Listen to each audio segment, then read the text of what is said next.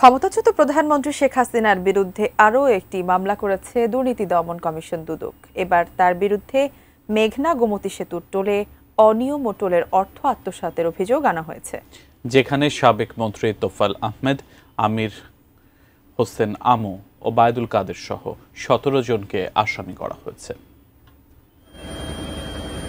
৫ August ছাত্র জনতার আন্দোলনে ক্ষমতাচ্যুতির পর শেখ হাসিনা এবং তার মন্ত্রী আমলাদের নানা দুর্নীতির তথ্য আসতে থাকে দুর্নীতি দমন কমিশনে, যার অনুসন্ধানে আলাদা বেশ কয়েকটি টিম গঠন করে সংস্থাটি।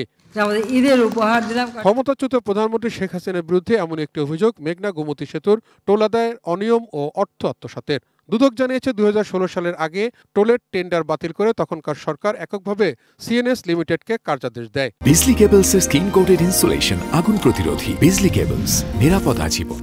প্রতিষ্ঠানটি টোল আদায়ের মাধ্যমে ৫ বছরে অতিরিক্ত সারচার্জ হিসাবে ৪৮৯ কোটি টাকার বিল নেয়, যেখানে পরবর্তী সময় অন্য প্রতিষ্ঠান একই খাতে মাত্র ১১২ কোটি টাকা আদায় করে।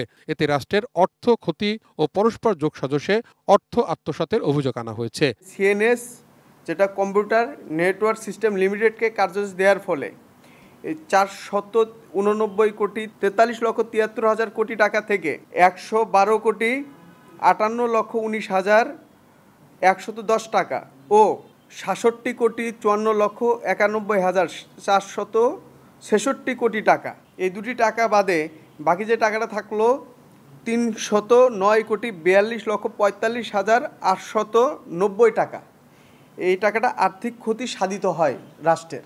মামলায় শেখ হাসিনার পাশাপাশি সাবেক মন্ত্রী ওবায়দুল কাদের, আমির হোসেন আমু, তোফায়েল আহমেদ, আনিসুল হক, খন্দকার মোশাররফ হোসেন, এম এ মান্নান সহ মোট ১৭ জনকে আসামি করা হয়েছে। জনাব শেখ হাসিনা, সাবেক প্রধানমন্ত্রী জনাব আলহাজ আমির হোসেন আমু, সাবেক শিল্পমন্ত্রী জনাব তোফায়েল আহমেদ, সাবেক বাণিজ্যমন্ত্রী এম এ এন সিদ্দিক, সাবেক সচিব সড়ক পরিবহন ও সেতু মন্ত্রণালয় সহ মোট ১৭ জন। এদিন সাবেক চিফ হুইপ আসমা ফিরোজ তার স্ত্রী সন্তানের বিরুদ্ধে ৯ কোটি টাকার অবৈধ সম্পদ অর্জনের অভিযোগে আলাদা ৩টি মামলা করেছে দুর্নীতি দমন কমিশন। অপেক্ষা করতে হবে, সময় নাই। Towhid Sourav, ATN news, Dhaka.